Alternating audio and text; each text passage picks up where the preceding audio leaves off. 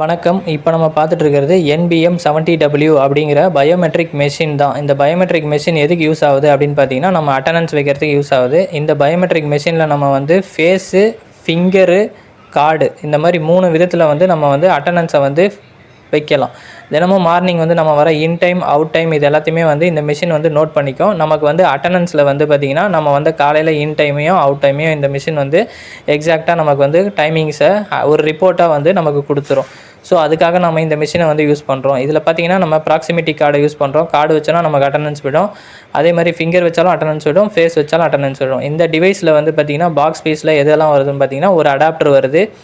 அதுக்கப்புறம் வந்து ஒரு கனெக்டர் ஒயர் வருது. இந்த கனெக்டர் ஒயர் எதுக்காக யூஸ் ஆகும்னா, நம்ம இஎம் லாக்கு, டோர் லாக் இதெல்லாம் யூஸ் பண்ணும்போது இந்த ஒயர் கனெக்டரை கொடுத்துட்டு தான் நம்ம வந்து அந்த டோரை வந்து கனெக்ட் பண்ணுவோம், லாக்கை வந்து கனெக்ட் பண்ணுவோம். இது வந்து பயோமெட்ரிக்கு.